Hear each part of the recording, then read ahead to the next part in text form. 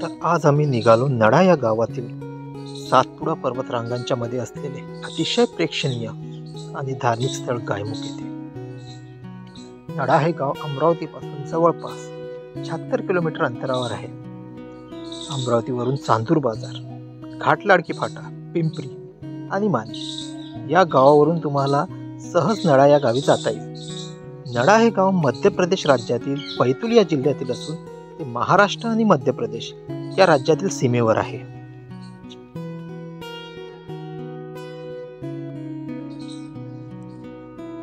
गावात पोहोचताच आम्ही आमची बाईक एका रॅन्डम घरी पार्क करून गायमुखचा ट्रेक करण्यासाठी निघालो. आणि नडा नदीच्या काठावरच गायमुख हे देवस्थान बसलेले. हा ट्रेक पूर्ण करण्यासाठी तुम्हाला 2 पर्याय आहेत. एक तर नॉर्मल रूटने जंगलाच्या वाटेने 2 ते 3 किलोमीटर सहज ट्रेक तुम्ही पूर्ण करू शकता आणि दुसरा मार्ग म्हणजे नदीतून खास खडक्यांचा मार्ग. अशा कठीण मार्गाने तुम्ही जाऊ शकता.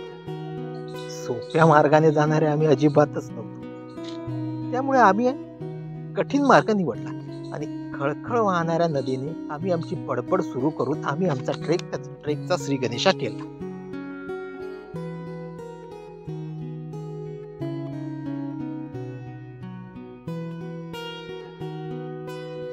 मरण पण फोटो काढन हे ब्रीदवाक्य घेऊन आमचे प्रवीण दादा पुढे निघाले. नदीला पाणी होते पण जास्त नव्हते. तरी पाण्याला फ्लो खूपच जबरदस्त होता. सुंदर असे नयनरम्य दृश्य, खळखळ वाहणारी नदी, हे खरंच खूपच सुंदर होते. कितीही मेगापिक्सेलच्या कॅमेऱ्यात तुम्ही हे दृश्य कैद करू शकता. पण उघड्या डोळ्यांनी मग बघण्याची मजा काही औरच. आणि हाच अविस्मरणीय अनुभव आम्हाला इथे मिळाला.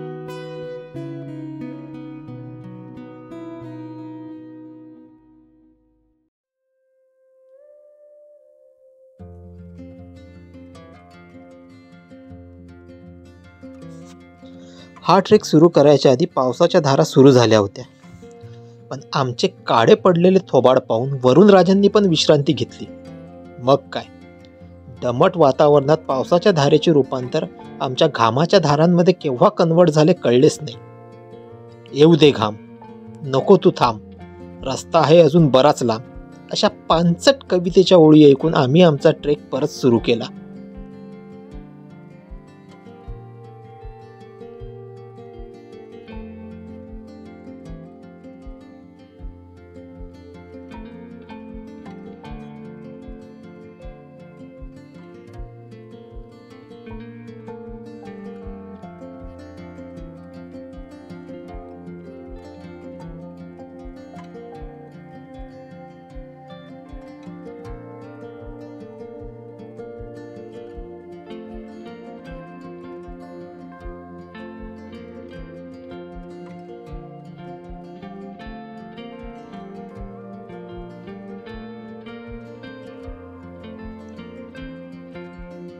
मजल दर मजल करत आम्ही आमच्या ट्रेकचा पहिला टप्पा गायमुख येथे पोहोचलो.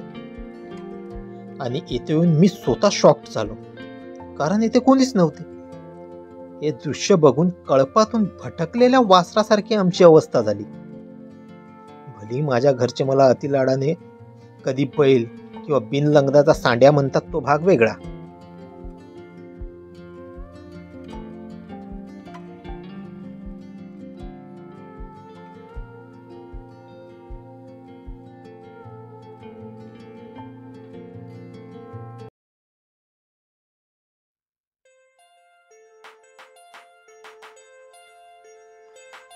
गायमुखचे वैशिष्ट्य म्हणजे 12ही महिने गायीच्या मुखातून वाहणारा छोटासा धबधबा. ही संततधार कायम वाहत असते. या पाण्याच्या धारेत आंघोळ केल्याने खाज, खरूज, त्वचेशी संबंधित असणारे आजार दूर होतात, असे येथील गावकऱ्यांचे म्हणणे आहे. उन्हाळा, हिवाळा अशा दोन्ही ऋतूमध्ये मी इथे आलो आहे.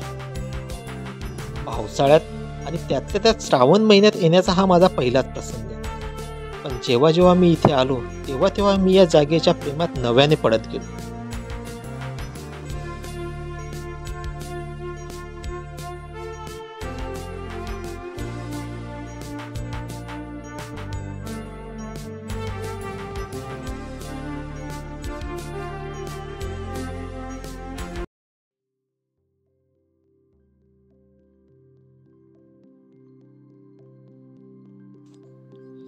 मनाला हवी हवी वाटणारी निरागस शांतता, खळखळ वाहणारी नदी आणि सभोवतालीचा हा हिरवा निसर्ग.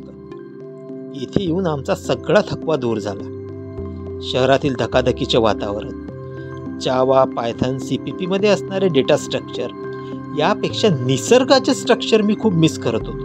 असे म्हणतात ना, माणसाला पडणाऱ्या असंख्य प्रश्नांची उत्तरे तुम्हाला निसर्गाच्या सानिध्यातच सापडते.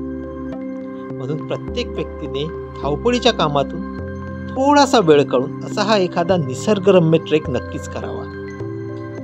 कारण काम काय हो, काम तर माणसाच्या आयुष्यालाच लागलेली आहेत. पण ह्या कामातून वेळ काढून आपण आपले आयुष्य एखाद्या दिवशी तरी आपल्या मनाप्रमाणे जगावे, हे सुद्धा तेवढेच महत्त्वाचे आहे ना.